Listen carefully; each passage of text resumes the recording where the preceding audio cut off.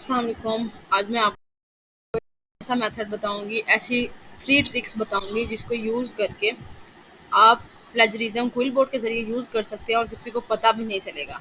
मतलब आप क्विलिंग कर रहे हैं और किसी को इस चीज़ का नॉलेज नहीं होगा, आप कभी पकड़े नहीं जाएंगे कि आपने क्विलिंग की है। बहुत से जो रिसर्चर्स हैं, यानी कि जो साइंटिस्ट हैं, जब वो अपना रिसर्च पेपर राइट कर रहे होते हैं, वो इस टेक्निक को यूज़ करते हैं।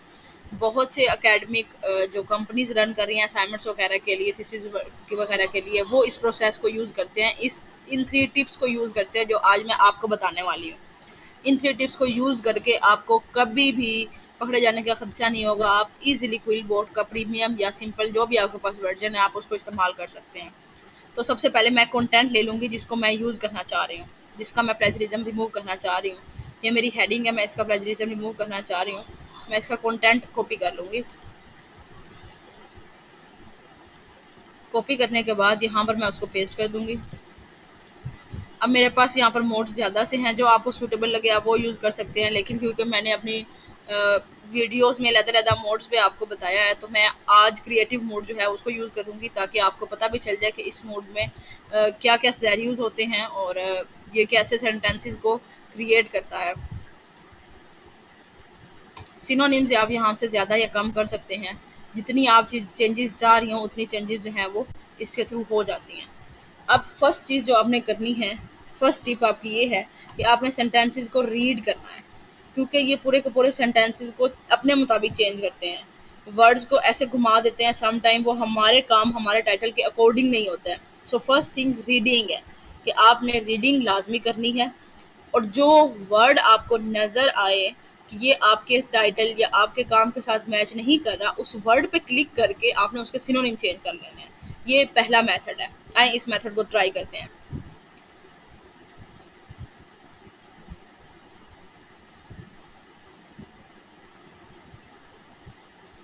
हैंडल मुझे सूटेबल नहीं लग रहा, फॉर मैनेजिंग ज़्यादा सूटेबल है, तो मैं इसको यूज़ कर रही हूँ। बाकी का सेंटेंस मुझे ठीक लगा है। अब ये सक्सेसफुल टेक्निक्स के ऊपर मैं काम नहीं कर रही हूँ, मैं स्ट्रेटजीज के ऊपर काम कर रही हूँ या मेथड्स के ऊपर। टेक्निक्स एक सूटेबल वर्ड नहीं है, तो ये जो मुझे सिनोनिम नज़र आ रहे हैं, मैंने इफेक्टिव स्ट्रेटजीज वो लिख दिया। तो ये आपने देखा कि पहले पैराग्राफ में मैंने किस तरीके से वर्ड्स को चेंज किया, और ये पैराग्राफ अगर आप रीड करें तो ये कहीं से भी नहीं लग रहा होगा कि इसको क्विल बोर्ड किया गया है। ये बिल्कुल ऐसे लगेगा कि ये एक पर्सन ने पैराफ्रेज किया या खुद इसने राइट किया है अपनी वर्डिंग में। तो ये पहला मेथड था। दूसरा मेथड क्या होता है कि पूरा का पूरा सेंटेंस जो है उसको मॉडिफाई कर देना, क्योंकि सम टाइम जो पैराफ्रेजिंग की होती है क्विल बोर्ड ने, उसने सेंटेंस की तोड़ फोड़ इतनी ज़्यादा कर दी होती है कि हम सिनोनिम चेंज भी करें तो उस सेंटेंस का मतलब नहीं बनता। जैसे कि आप इसी सेंटेंस को देख लें, अब इस सेंटेंस में इसने बाय जो है रिसर्चर कर दिया। अब कभी भी हम लोग अपनी एकेडमिक राइटिंग या कभी भी हम राइटिंग में पैसिव वाइज यूज़ नहीं करते, हम 90% जो है वो एक्टिव वाइज यूज़ करते हैं। तो ये पूरा सेंटेंस अगर मैं इसका सिनोनिम भी चेंज कर दूँ ना, तो ये लाइन नहीं सही होने वाली। तो अब हम इसको सही कैसे करेंगे, अब मैं वो बताऊंगी। ये हमारी सेकंड टिप थी, जिसमें हमने पूरा का पूरा सेंटेंस जो है वो मॉडिफाई करना है। वो अब हम कैसे करेंगे, इस सेंटेंस पे मैंने क्लिक किया, मेरे पास अब ये 3-4 ऑप्शन आ रहे हैं। इसमें जो रीफ्रेज का ऑप्शन है, इस पे आपने क्लिक करना है। रीफ्रेज के ऑप्शन पे जब आप क्लिक करेंगे, आपके पास ऊपर सारे मोड्स आ जाएंगे। अब आपने देखना है कि आपने कौन सा जो है वो मोड जो है वो चूज़ करना है। वैसे तो क्रिएटिव में ही सबसे सेकंड वाला जो ऑप्शन है वो मुझे पसंद आ गया है, उन्होंने एक्टिव में फ़ौरन कर दिया है। Conducted research of the management of visual team in business and found that.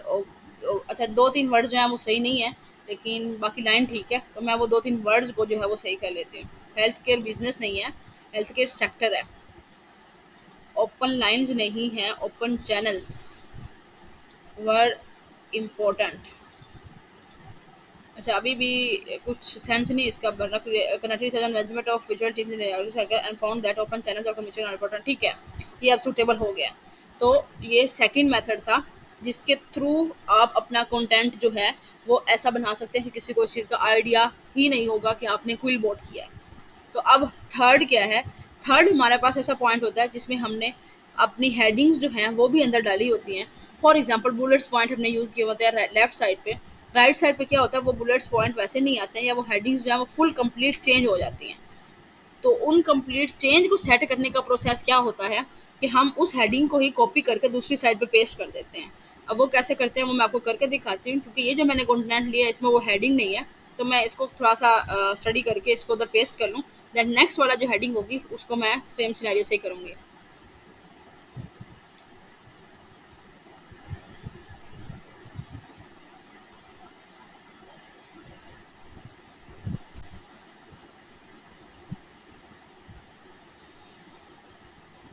अब ये सेंटेंस फिर हमारे पास पैसिव आ गया, तो इसको एक्टिव में कन्वर्ट कर लेना है आपने।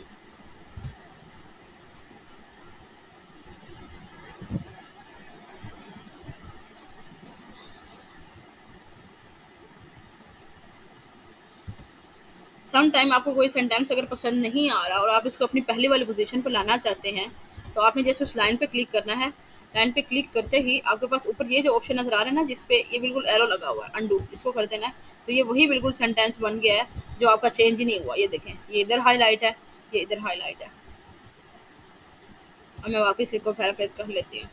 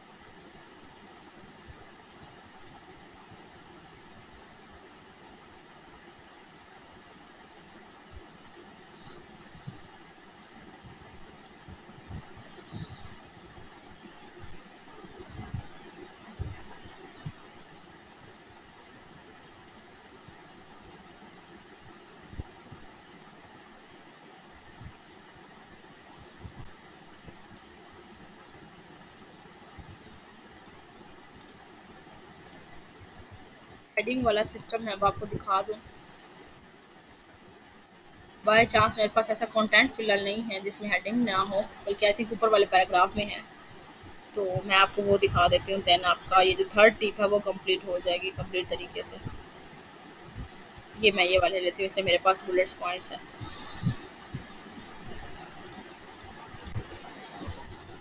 मैंने इसको पैराफ्रेजिंग के इधर डाला है। जैसे ही मैंने इसको इधर डाला है, आपने राइट साइड पे देखना है कि किस तरीके से जो इन्होंने ये first point, second point, third point और फोर्थ पॉइंट है, इसकी हेडिंग्स को ही चेंज कर देना है। ओके, इस टाइम नहीं किया है, ऐसे ही कर देते हैं। मैं दोबारा इसको रिपीट करती हूँ।